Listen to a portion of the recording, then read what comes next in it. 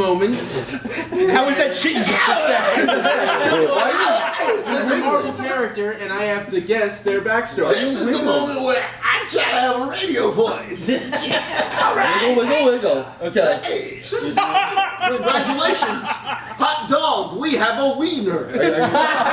Wow, this machine's pretty good. Don't praise the machine. So, should I give it to Ed? Go for it. Ooh. Really?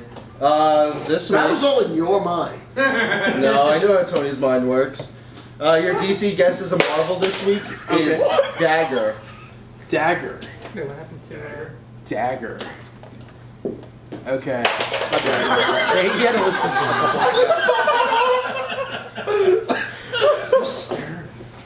Okay, hang on. I'm just letting everything coalesce in my brain.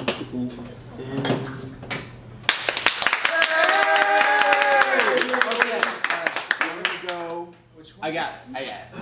What's it I name? get.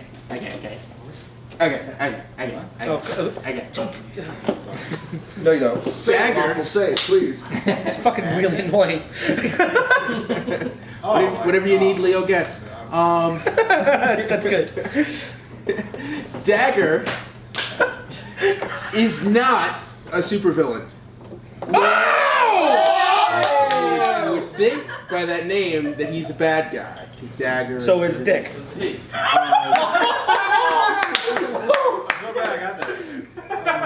Dagger is like a D-level hero who. So Shazam status. Who has a backup? Shazam is easily a C. Yeah, I would say he's a C. Shazam's a C. Shalam. I doubt Dagger's ever had his own title. Mm-hmm. He's a supporting character. Bounces back and forth between teams like the Avengers and. But he doesn't have any superpowers. Okay. He's just a guy who, maybe at one time he was a SHIELD agent or just some kind of government agent, and now he's on his own out there, just beating people up with knives, and he doesn't use guns. He doesn't use guns. That's hence the name Dagger. And he wears like jeans and a leather jacket and looks tough. Okay. Yeah. And like what year did he come around? He came about late 80s, early 90s. Okay. Somewhere during the height of the Rob Liefeld era. Black guy, Asian, white guy, what? I'm gonna say black. Racist. Black. And at one time, he may or may not have had Jerry curls. Okay. Oh wow. What else? Anything else? That's all you need to know. Okay. So came about in what book? First appearance. First appearance. You say Fantastic Four again? No. Like one of the Avengers books. Like maybe not Avengers proper.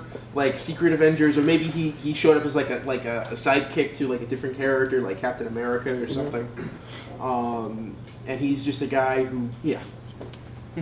All right, so all right, very quickly.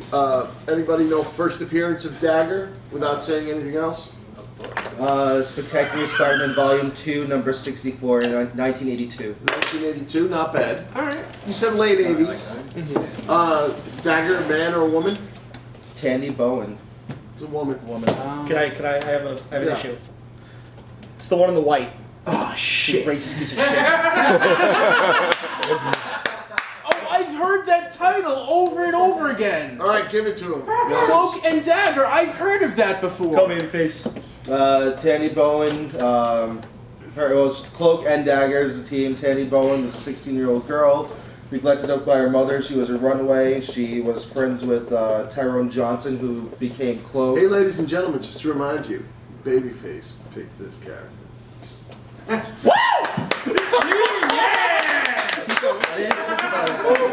forgot she was 16. Wow. But basically, a drug turned him into Cloak and Dagger. She has light powers. He has like darkness powers that he can suck people into his cloak and send them to another dimension. The dark dimension. But the dark dimension, there you go. And they mostly fight drug dealers and whatnot. And they're vigilantes, and they sometimes team up with Spider-Man. So, if I say they're a kind of, sort of equivalent to a Hawk and Dove, does that sound about right? Hawk and Dove are both dudes at first. I know that, but And also, one of them doesn't have an interdimensional portal in his stomach. oh, they're much cooler. I'm admitting that. I'm talking in terms of I love that Kenny did the pre of the wall. Oh wait, no one got it started. They're not avatars for anything. They're just a duo. okay, So fine. any duo. Fine. Wait, there's actually story behind Hawk and Dove? Just That was a joke. All right. Well, I think that is the most wrong I've ever been on this. Yeah, I've never. Wow, I was completely off. Name's Dagger. It's pretty. I I have to say though, Ed, are you making an attempt to be completely off, or are you really trying? I know nothing. I know absolutely nothing. I'm going off of a name and I'm coming up with a story. Okay. That's all I'm doing. Okay. You know. All right. If I had any clues to the character, I would incorporate that. Okay. Mhm. Good. All right. So maybe next week we'll give you the Hulk or something like that. I got a little note of my own because I've been finally keeping track of all these different ones you've been doing. What is your obsession with giving all of your choices like some sort of jacket? Either of a leather or of a jean variety? Whoa. I love you, Tony. Without Ed saying a word in Ed's defense, almost every new character in the late 70s, early 80s had some kind of little jacket thing in Marvel. There's a lot of characters that have little half jackets. It's a sign of the times. Yeah. It's more like 80s, not so much. Also, I'm thinking of a lot of X-Men villains off the top of my head. I tend to notice Marvel goes away from capes.